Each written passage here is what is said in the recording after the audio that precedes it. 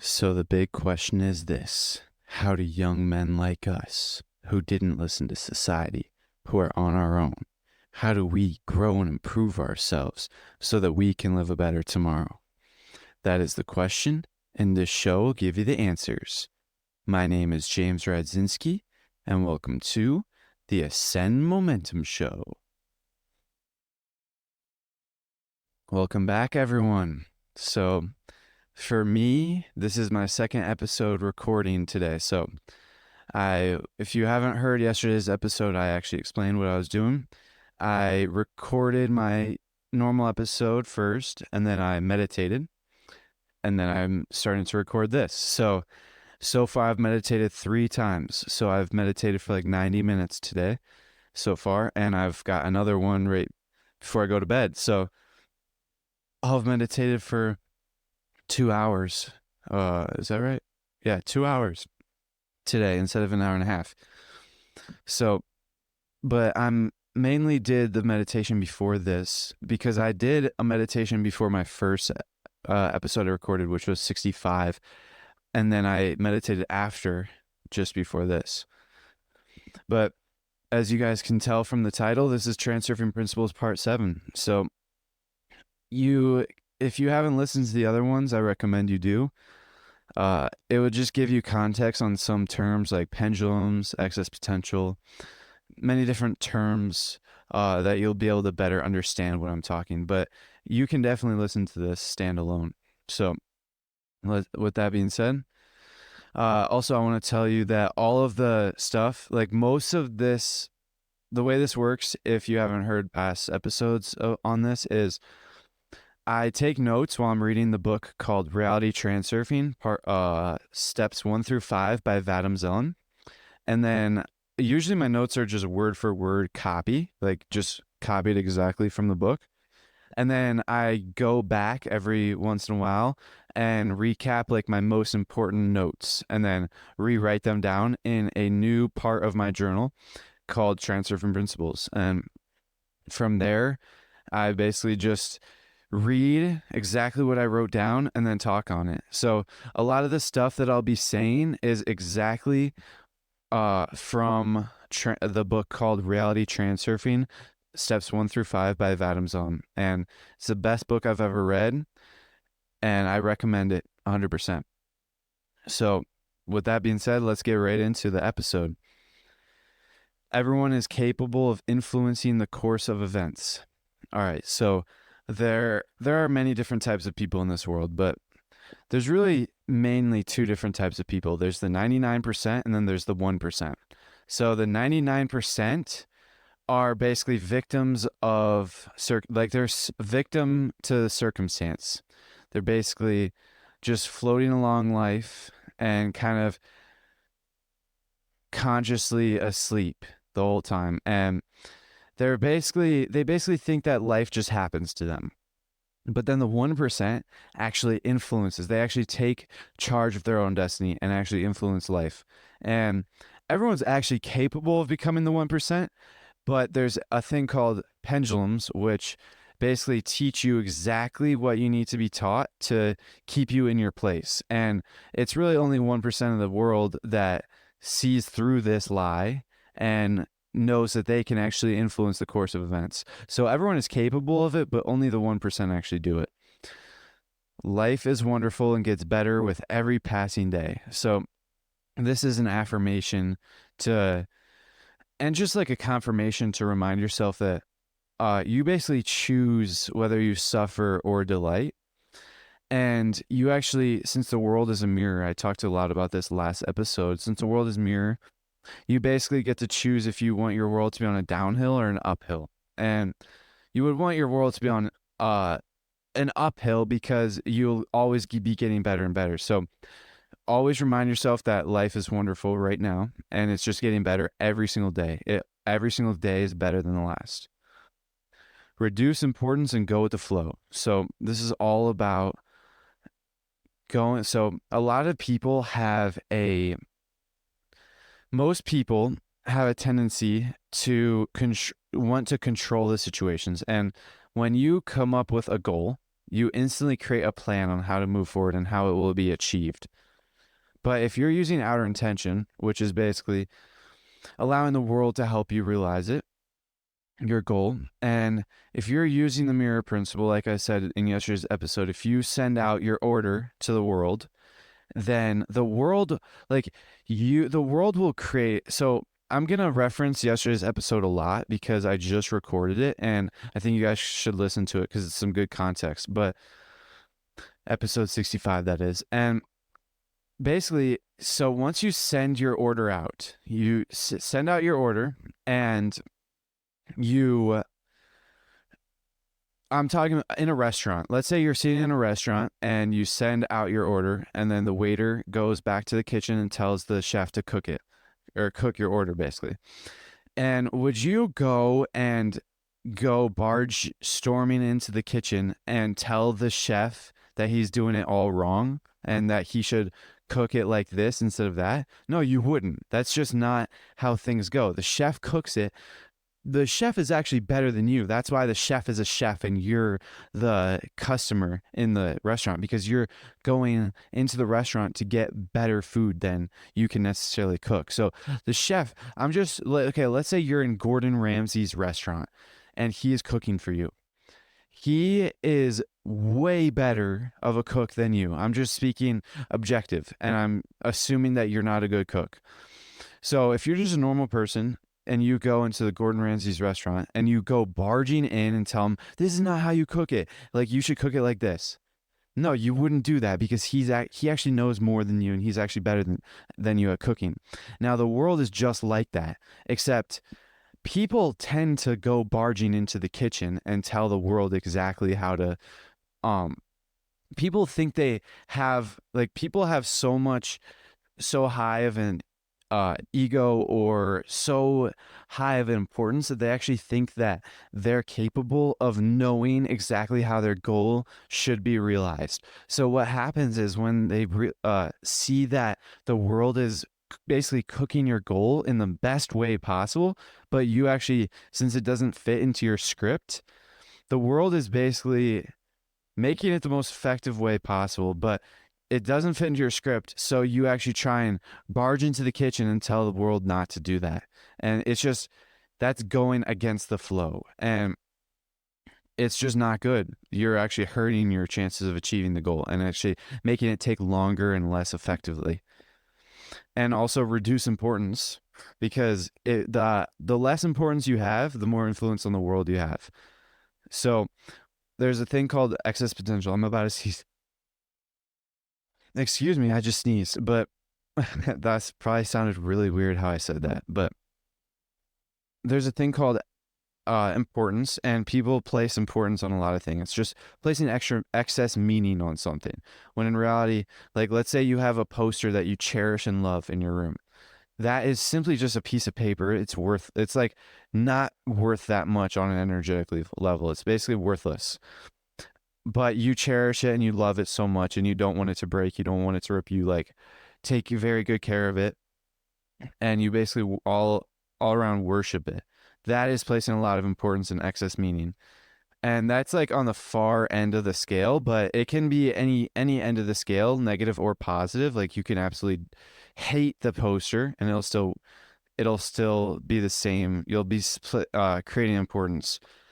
And then it doesn't have to be to that extreme either. You're still creating importance. If you inflate the meaning you attribute to something. And basically, whenever you are, when you have too much importance, you're basically creating excess potential.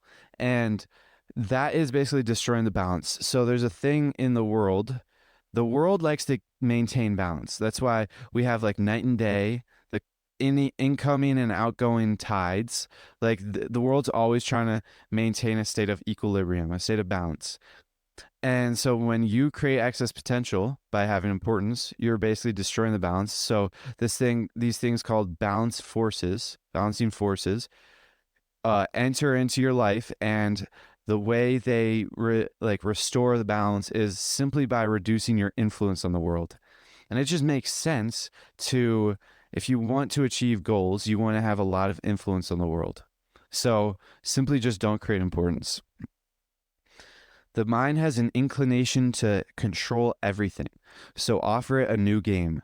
Every time something bad happens, wake up, consciously reduce importance, and change your relationship with the problem from the negative to the positive. Okay, so this is basically playing the game of coordination. Now, like I said, okay, so that was an entire quote from Transurfing. And like I said, that the mind has a tendency to control everything. So that's true. Like I said about the waiter, like in the restaurant, like people actually, it seems crazy in the context of a normal restaurant that someone would go barge into the kitchen and try and control the situation. Seems crazy, but that's actually how people behave. Like that's how the 99% of people behave in real life. Like they barge into the kitchen and tell the world they're doing it all wrong. When in reality, like obviously we don't know how to achieve our goals or else we would have already achieved it. So just release the grip. And it's all like whenever you come up with a problem, like whenever something bad happens, let's say you stub your toe, simply just wake up. Like if you stub your toe, you're most likely consciously asleep. Or like a lot of the times during the day, people are asleep, like their consciousness is asleep. So when you stub your toe, just wake up and reduce the importance because you've probably placed inflated importance on something, and then change your relationship with that problem. So people have a tendency to get angry and interpret stubbing your toe as bad. Why is it bad? Well, I mean, it hurts, but what if it's protecting you from something like else? What if something worse happened? Or like there's stubbing your toe is actually just like an event. It's the same as walking.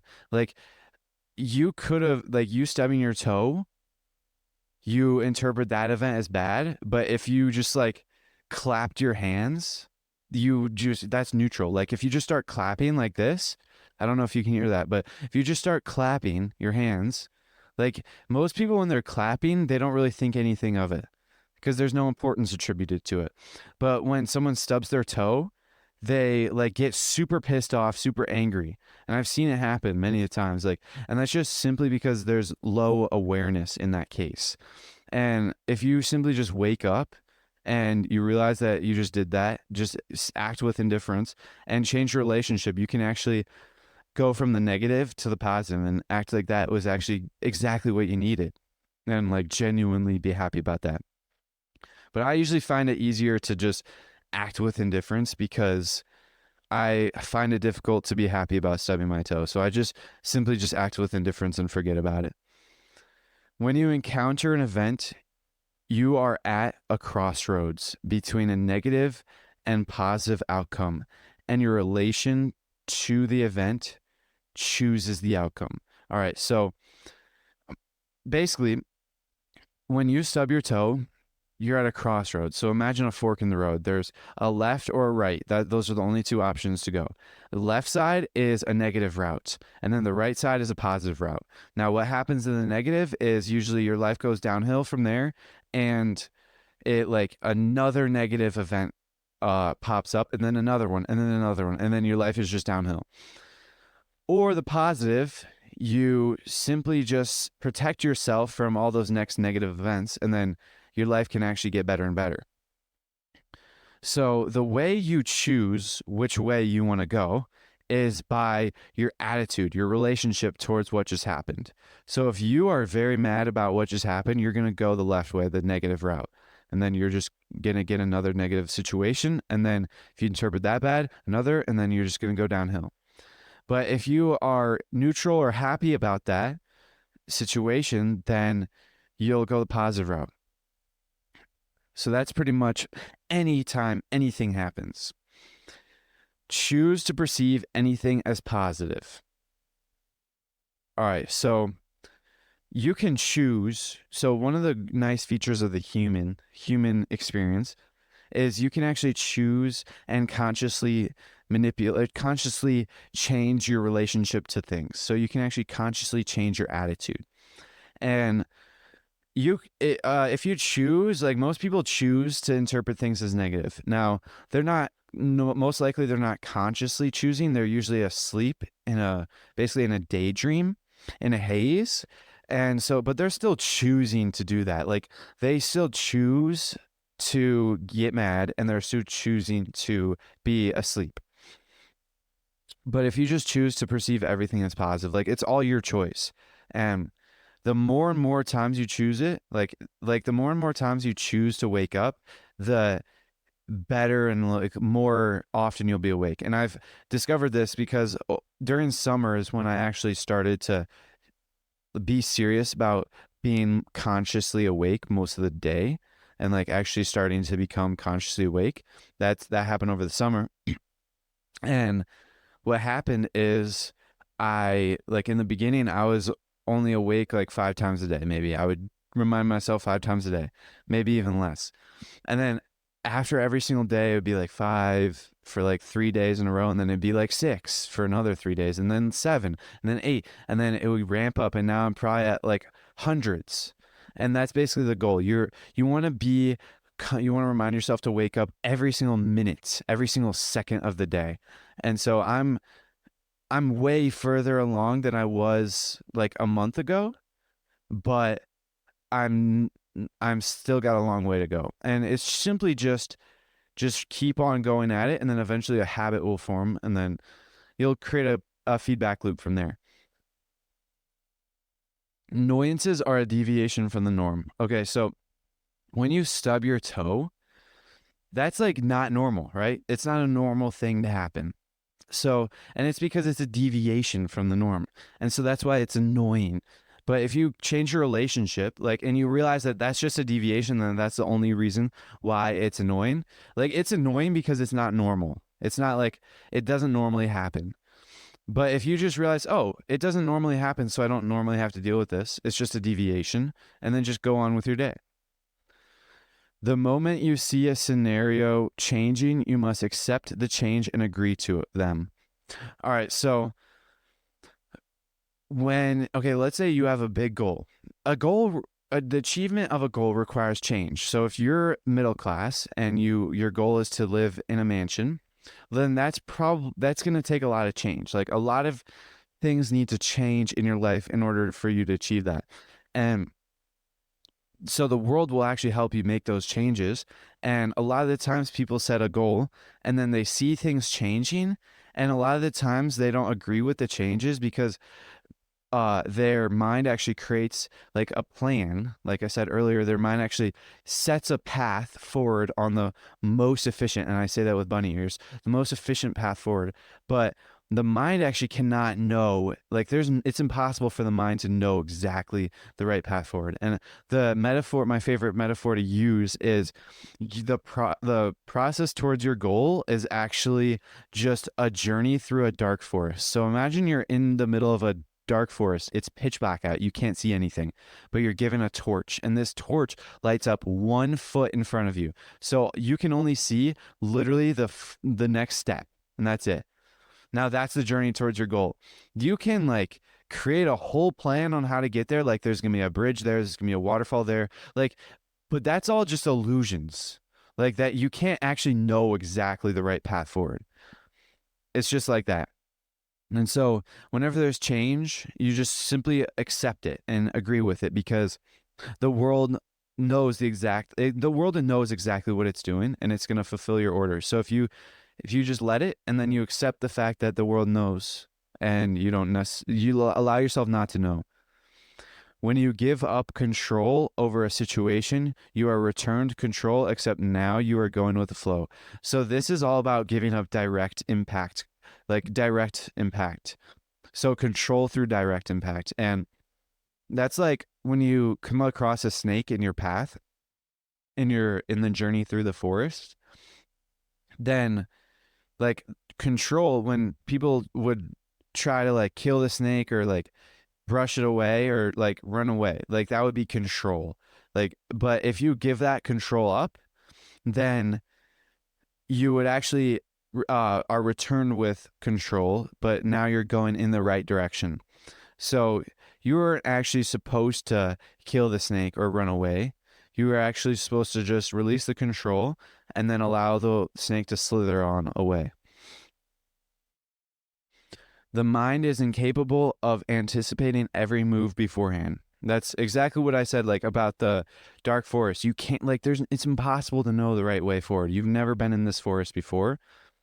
And even if you have been in the forest before, it's highly unlikely that you have a perfect mental map on every single way forward. All you have to do is run the target slide and follow the principle of coordination, and outer intention will successfully bring you to your goal. So when you're in your dark forest and you only have that torch, and your objective is to get to the other side of the forest, this specific spot, like this specific waterfall in the forest, that's your objective. All you have to do is keep on visualizing, and you would have a general direction. So in your goal, like, you have a general direction on how you move forward, but you're not necessarily moving in the correct, like, perfect direction. And so it's simply just run your target slide, visualize that waterfall, and that as if you've already achieved it. Like, visualize it as if you're already there. Like, visualize your life as if it's already been achieved and it's like a done deal. And then follow the principle of coordination. So go with the flow, remain balanced, unity of heart and mind, and just interpret all events as positive. It's that crossroads. So you could see a snake in your path and be mad, or you can see a snake in your path and be delighted. Coordination develops with practice, so you have to be constantly developing and perfecting your ability. Yeah, so coordination is a skill, and the better and better you get at it, the more effective you are. And Vadim Zeland actually said that coordination is the most effective means of traveling through the alternative space. And this dark forest metaphor, that dark forest is actually the alternative space. And the lit up area with the torch is actually manifested like physical reality. So your life right now is the torch that's lit up. Like, it's the lit up area by the torch. And the dark forest is the alternative space. And the alternative space has everything that ever was, is, or will be. And it has every single possible outcome, every single thing. Oh, and the next one is actually coordination is the most effective means of moving through the alternative space. So, according to your faith, be it unto you. That's actually a verse in the scripture, and I'm pretty sure Jesus said it. But pretty much, Vadim Zeland said that really means you only ever receive as much as you are willing to receive. So pretty much your worldview actually determines your lot in life. So, and we're actually going to be getting into this in the next couple of quotes. And pretty much every single thing that you have in your life, your entire life, is based off of your worldview. And yes, that is your worldview is basically formed by your, your starting point. So if you were born into poverty, then your worldview will be basically formed in that sense, because that's like what you've experienced, and that's like how you see the world. But you can actually change that. And then if you're willing to receive more, then you will actually get out of poverty. So the next one is you have what you have because it corresponds with your worldview and vision of your place in the world. So yeah, that's exactly all this stuff is starting to make sense. And I've only read this book. I haven't even read it twice yet. I have less than 100 pages left on my second read through. So I'm almost done with my second read through, and this stuff is starting to all come together. And literally, it just makes sense that your thoughts, your attitude towards the world actually affects your world, because there's a reason why most of the time, people are born, let's say you're born into middle class, most people stay in middle class forever. Now, the exceptions are the select few that are shot up into upper class or lower class.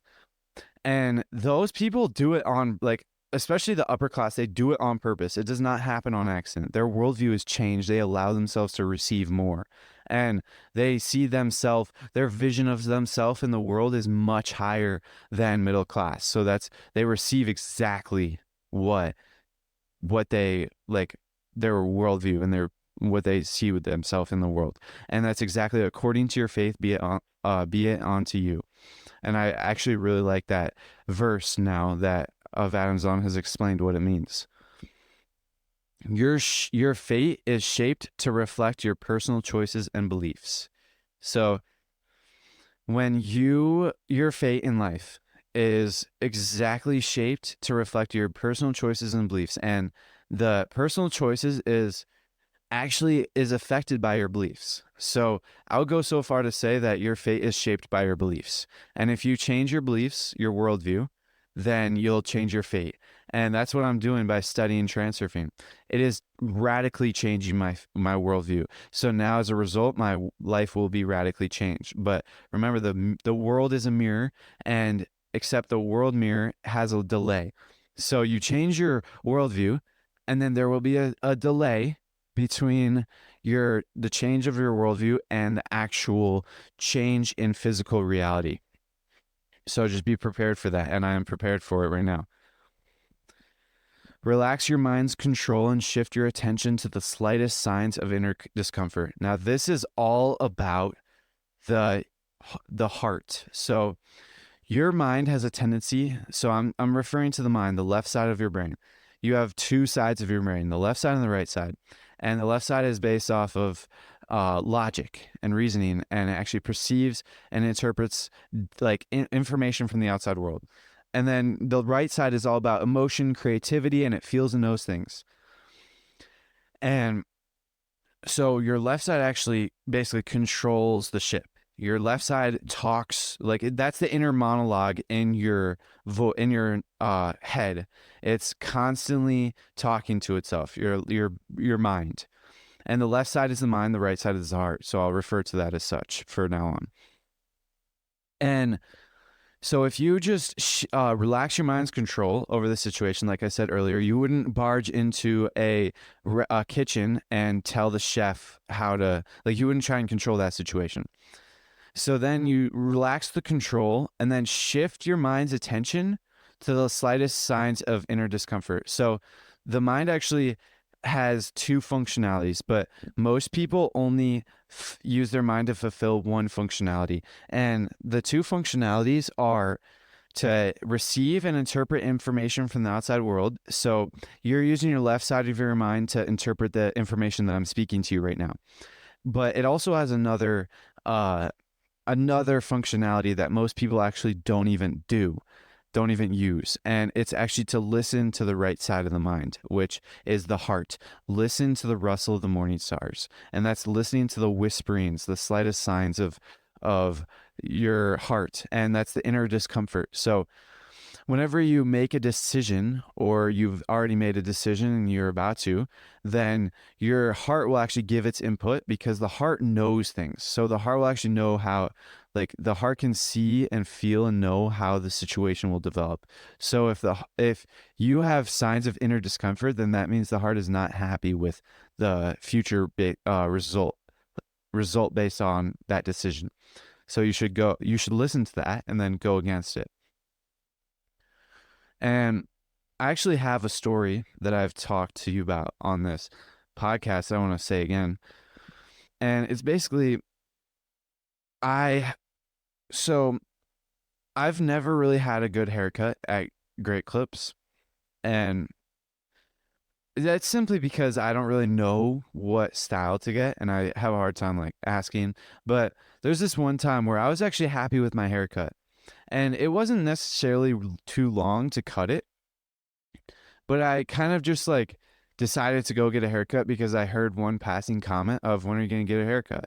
And I let that get to me. And then even though my hair, like my style was very good at the time, and it was going to get better if I let it grow out more as well. So I went to go get a haircut, and it was like 8 a.m. So because I got there right after the gym, and I was sitting out. It was like 7:50, and I was sitting out right outside the haircuttery, and I was just looking inside at the employees getting the place open.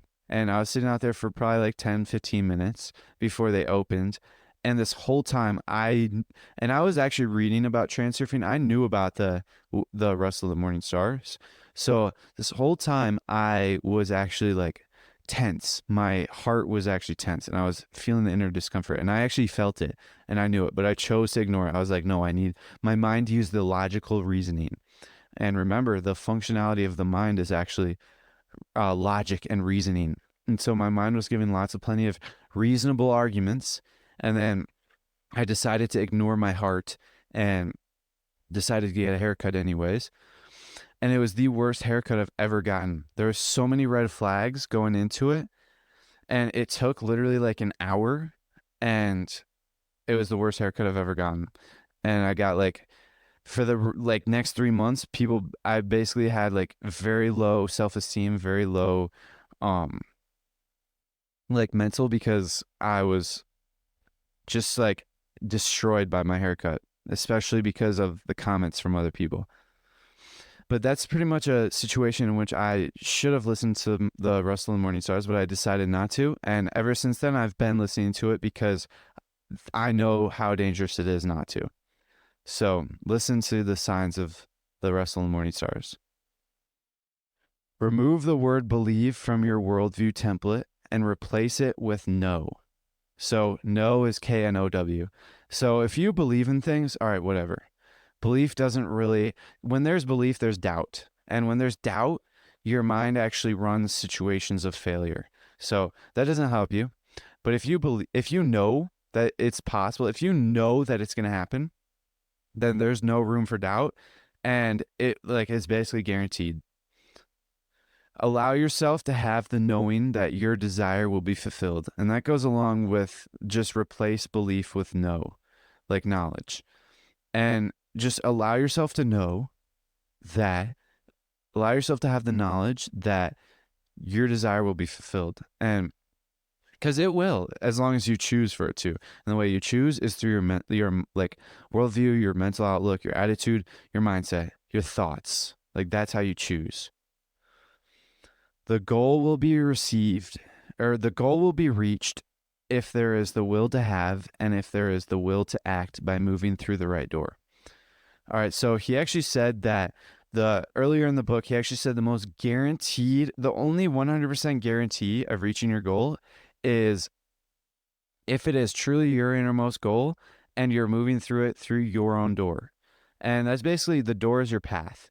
And that is like very good. And then like that's insane to hear that there's a 100%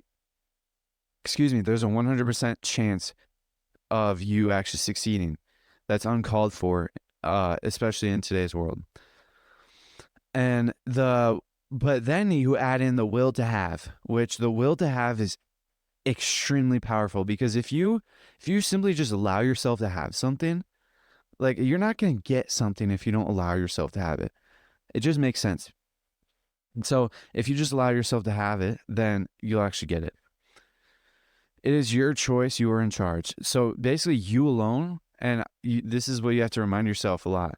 If you find yourself like running through possible failures or running through negative events or whatever the case may be, if you find yourself in doubts or find yourself how people are preventing you, no, you're in charge. Like you are the only person who can choose whether you succeed or fail. And yes, failure is a choice. Now, failure actually helps you move towards your goals. So at times failure may be inevitable, but you can interpret that failure as simply just a path towards your goal, or you can interpret that failure as failed and that's it. You can interpret failure as that's just a stepping stone towards your goal, or that's the end and that's no more goal.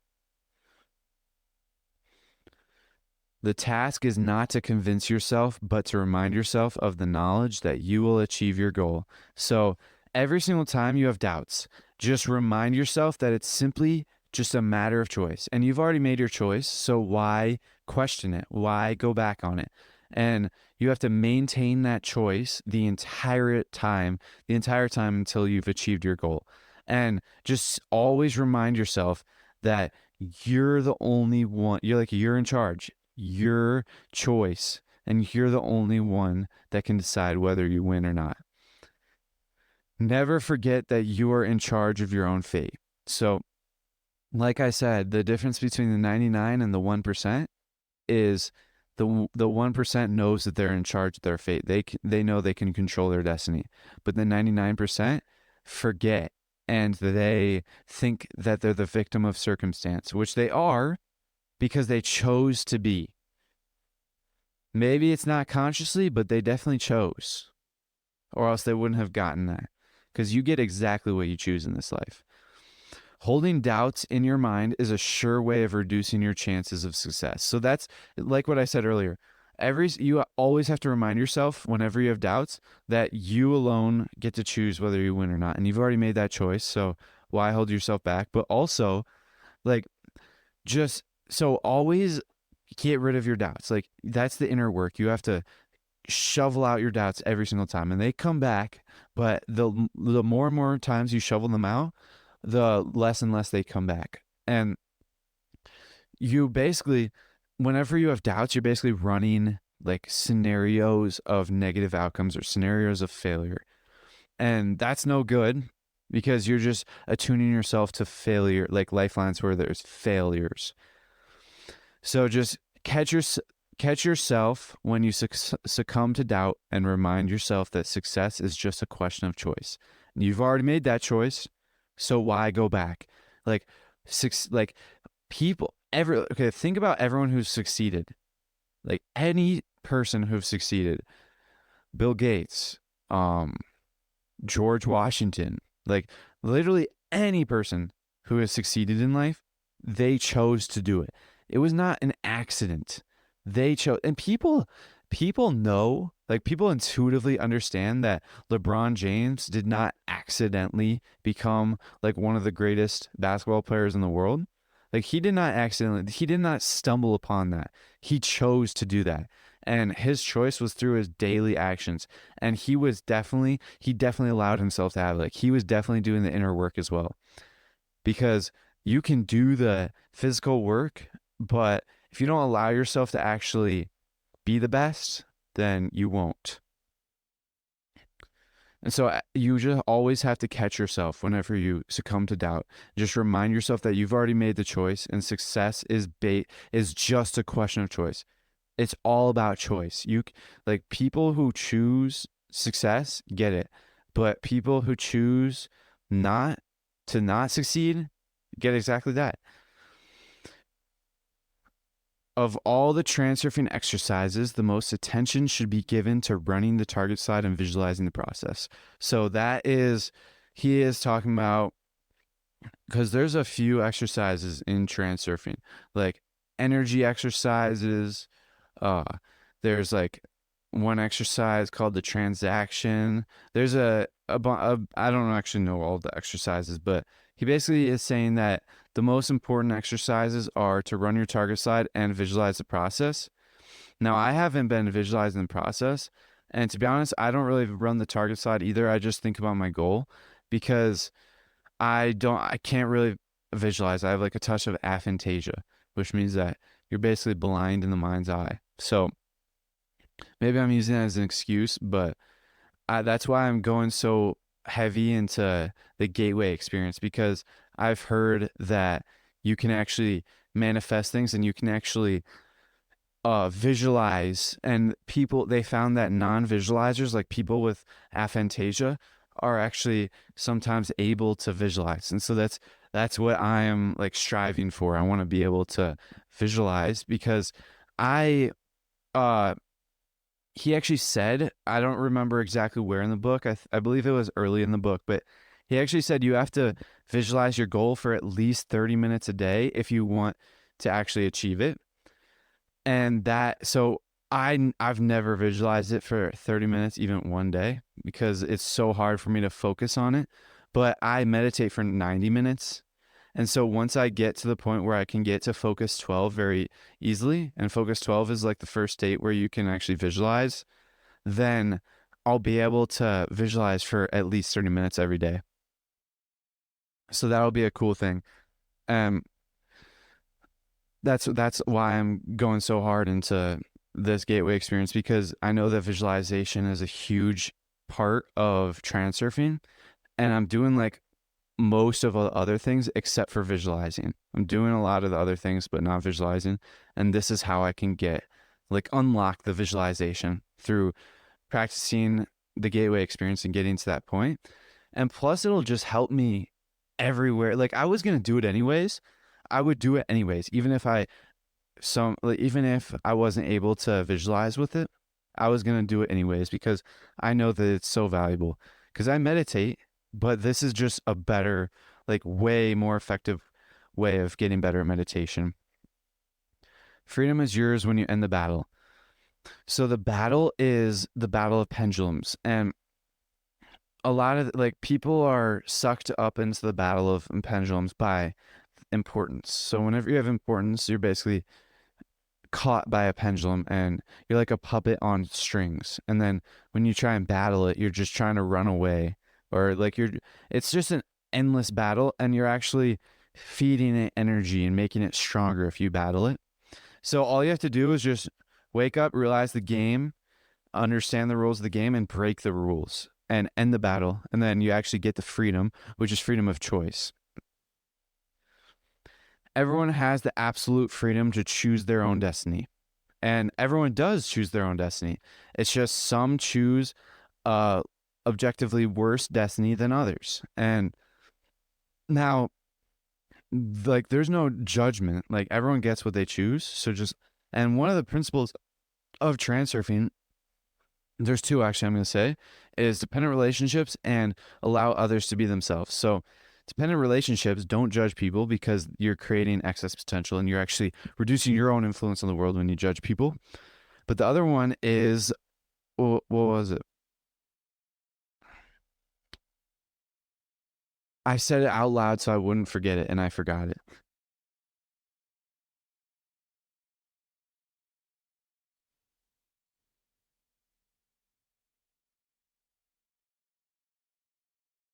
I'm just going to start talking and hopefully I'll remember it. So, like, when you create a dependent relationship, you are you're basically comparing yourself to them. And oh, okay, I remember. So, allow others to be themselves. So, one of the Transurfing principles is to allow yourself to be yourself.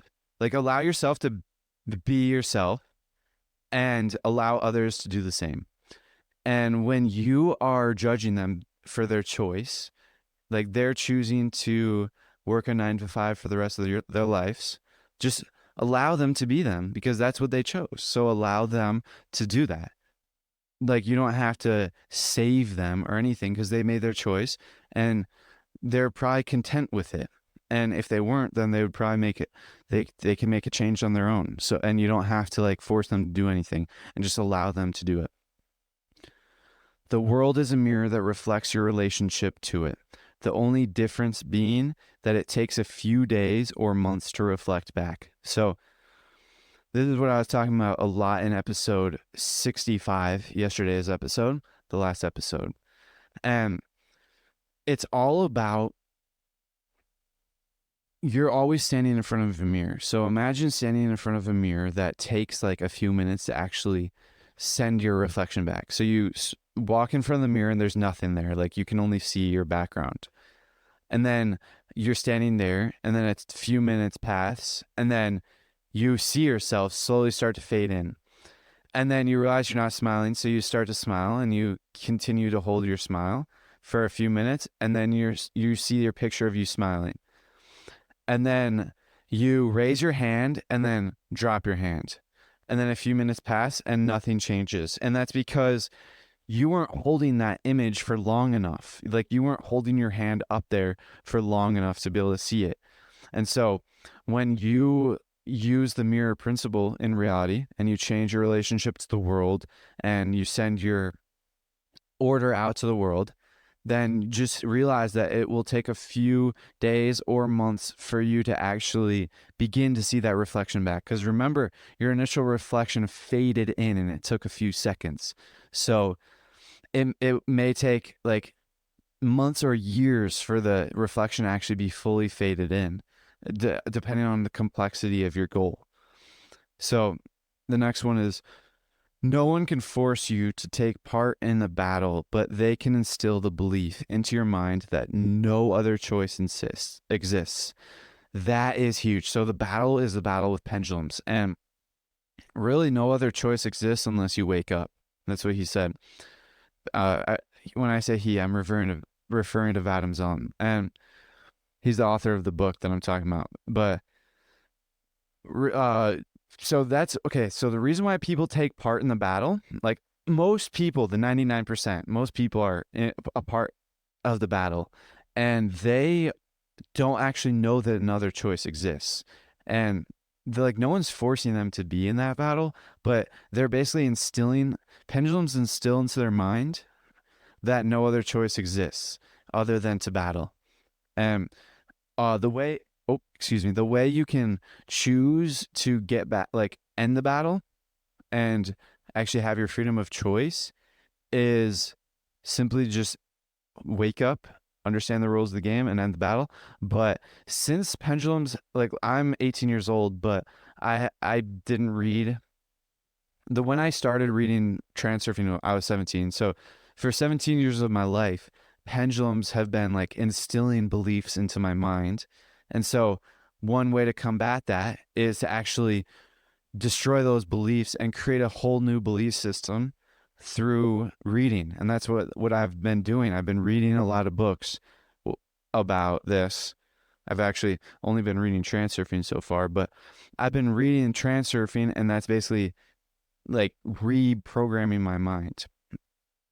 You gain choice when you drop importance. We are all dreaming. The depth of our dream is proportional to the meaning we attribute to the attributes of the game.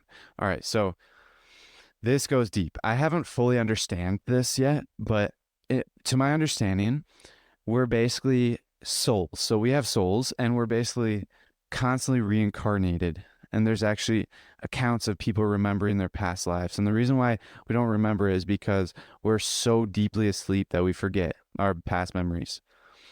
And so everyone is dreaming, because okay, let's talk about a real dream when you're asleep at nighttime during REM sleep. You're dreaming, and let's say you become lucid. You become aware that you're dreaming. You wake up in the dream, and then you can do whatever you want. That's only because you have the reference point of physical reality. You know that this dream is not real, and you know that you're dreaming. So you had the reference point of physical reality. But in real life, what's your reference point? Because we're still dreaming in real life. Like we can still control our reality and create things and stuff like that. But what's our reference point? Our reference point is the absolute. And it's basically where we were before we were born.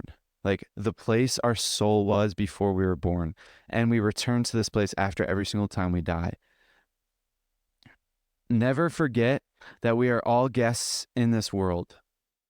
So I'm actually, one of the books that I'm going to be reading in the near future is about the Egyptian pyramids. And I'm saying this because like the people of Atlantis and the people of ancient Egypt forgot that they were guests in this world, and they basically like abused their power, and so they got exterminated. They basically, like when you have a guest at your house and they're like misbehaving, what do? That you kick them out. So that's basically what the world did to them. That's why like Atlantis, no one from Atlantis is alive today. We get to choose, but do not have the right to change anything or anyone. So if you're in a art exhibit, an art gallery, and you see a bunch of you're at an exhibit that you don't really like, you wouldn't try and like go take a paintbrush and change it and like try and change it, or throw a fit and have it removed. Like you wouldn't try and do that. You would simply just walk away, and you would acknowledge the fact that it has its right in that place, and you have your right to not be in that area, and you can choose exactly where you want. So that's the same thing with the world. You have your right to choose, but you don't have the right to change anything or anyone. If you declare to others that you will acquire something you do not have yet, you create excess potential. This is something that am very glad that I was reminded of, because I was actually declaring to plenty of people that I was going to achieve this one goal that I'm working towards. And that's why I'm actually not sharing it on the podcast anymore, because I believe that I can still share my journey. Like I did announce my goal earlier in this podcast, so you can definitely find out what my goal is. But uh I'm not sharing what it is anymore, because I'm just keeping my head down, acting with silence, or acting with humility and keeping silence. That's actually the next one. It is better to act with humility and keep silent while you're moving towards your goal, because you're creating excess potential if you tell someone that you're going to get something when you haven't actually acquired it yet. Um that, like, it's so, like, every single goal that I've like announced, never achieved, but every single goal I kept quiet on and just slowly worked towards, I did achieve. And this goal that I'm working towards, I did announce, but now I'm like keeping quiet. So I will achieve it. And I know that. If you perceive life as a celebration, whatever is happening, it will become one. And that goes along with the mirror principle. Every single thing is reflected. Your attitude towards the life is reflected back. Like the world is a mirror that reflects your relationship to it. So if you see life as a celebration, you're super happy every single day, then that will be reflected back, and then it will become a celebration. You will get all of that. There's no force capable of preventing you on the path towards your goal. If you go with the flow, stay balanced, and observe the principle of coordination. Now, okay, this is why transurfing is so amazing, because before I read it, I didn't really know, I didn't really have the peace of mind of how to move towards my goals. And transurfing basically lays out an entire framework on how the world works and how to move forward towards your goals. And it gives you that peace of mind of, it gives you the knowledge that you are guaranteed success as long as you follow certain principles. So that's why I love, like, that's why I cherish transurfing so much, because it is telling you exactly what you need to do to move forward. You decide whether you want to paint things in dark colors. Okay, you decide whether you want to paint things in dark colors. So whenever something happens, like for example, one of the examples in the book was someone got fired from their job, or no, someone was in an extremely great life. They had an extremely happy life, best part of their life, and then they got fired from their job, and then they chose to paint things in dark colors, and then they were basically in a depressive state from there, and their life went on a downhill.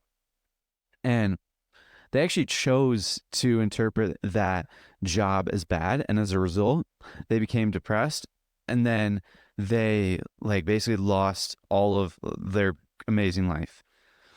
And they actually chose that, but you can actually choose to paint it in good color, like bright colors, and then you'll get exactly that. Nothing bad can follow something good. In reality, after something good, something better always follows. And this is actually so, like, this is exactly what I was talking about. His life, sorry, I was just distracted because I thought that, no, it doesn't even matter. But okay, so back to the story, is his life was so great, and he was like on a good luck streak, and then he lost his job. Now, we are the ones that interpret losing your job as bad, when in reality, you could have lost your job and then walked, like, while you were not at your job the next day, you could have gotten offered a new job that was better, or you could have come across this business opportunity. Like, anything could have happened. We're the ones that chose to interpret it as bad. And so that's what happened. But after something bad, okay, so after something good happens, it, like, nothing bad ever happens, unless of course you interpret it as bad, the goodness. But like people interpret good as good, and so that's why after he lost his job, it was actually good, but he chose to paint it in dark colors, and as a result, his reality suffered. Very rarely you get okay, so you very rarely get what you planned for. And so all right, so the way he wrote this in the book is get what you planned for, question mark, very rarely, period. So that goes along with the dark forest and metaphor, as well as the fact that the mind like cannot know exactly, like you can't know exactly the most best way to cook a burger, but Gordon Ramsay does. So you I don't know if like you do not, you create a plan like, but you very rarely get what you plan for. And so let's say you have a plan on exactly how the burger will turn out. If you go to Gordon Ramsay's restaurant, it will not turn out like that. It'll actually turn out better. But as long as you allow it for along with the metaphor of life, as long as you allow it to turn out better and you follow the principles of transurfing. Annoyance reflects lack of awareness. So that's like what I was talking about earlier about stubbing your toe. When you are annoyed, it's because you're basically asleep. If you were like, you're basically, your consciousness is asleep and you're basically immersed in the game. But if you wake up, you won't be annoyed because you'll realize that it does not matter and it's just a game and you are just too immersed and now you're awake. So now you have awareness. So annoyance reflects lack of awareness. And same with rage. Like if you're in a fit of rage, then it is obvious that you are very unaware. Like, and that it just shows. Like you can see many people who are just not aware in their day-to-day lives, but just allow them to be that because they choose that and allow them to be themselves. I have to keep reminding myself of that because I used to, and I still do kind of, but I'm working towards ending it. It's the inner work of judging people and just stop judging. And you can't just stop it right away. It's because it's a habit. So you just got to keep on getting rid of it and then keep on getting rid of it. And eventually it will go. The mind is powerless without the soul, just as the soul is powerless without the mind. Like what I was saying before about, I don't know if I was saying it in this episode or yesterday's episode, where it's basically the mind is your thought energy is like a lamp. Wait, what am I even saying? No, so okay, so let me explain this first. The mind has willpower and you can control the mind, but the heart, which is the soul has access to the alternative space. So the soul has access to the infinite power, outer intention, but has no will. But the mind has will, but does not have access to the outer intention, infinite power. So each are like very powerless without the other. But if you combine them, then you have the infinite power, outer intention at your will. So that is extremely powerful. Those who become millionaires work towards their innermost goals, not for the sake of money. That goes along with the metaphor that I learned from Hamza the other day. And it's basically, if you have a car, the purpose of a car is not to go to the gas station and get gas. It's to get to a destination. The purpose of a car is to get to a destination. And your business is the same way. The purpose of your business is not to get money. That's ridiculous because it's just as ridiculous to say that as it is to say the purpose of a car is to go to the gas station and get gas. Money is just a fuel. The purpose of your business is get to a destination, which is your goal. So those who become millionaires work towards their innermost goals, which is their actual destination, through their own door, which is their business. Or their whatever the case may be, whatever they choose to make their money by. Tell yourself that everything is unfolding as it should, for it is up to you whether you choose to delight or suffer. And I talked about this earlier, but this is all about coordination. The coordination of intention is it's the crossroads. Whenever you come up across an event, you're at a crossroads between negative and positive. And if you see if an objectively negative event happens, just tell yourself that you can't, like, you don't know the right path forward. So tell yourself that it is happening as it should, like that unfolded as it should, and it's up to you whether you choose to delight about it or suffer. And if you choose to delight, then you won't taint your image being reflected back. You won't taint your goal in the world mirror. And if you choose to delight, then you will taint it, and then you will not, or if you choose to suffer, then you will taint it, and then you won't actually receive it. Success smiles on those who are convinced they walk their true path. That is all about the innermost goal and innermost door. If it's their true path, they will get success. And that's a great way to wrap up the episode. So don't forget to download your favorite episodes and subscribe to the Ascend Momentum Show. But before you guys leave, make sure to look up at the sky.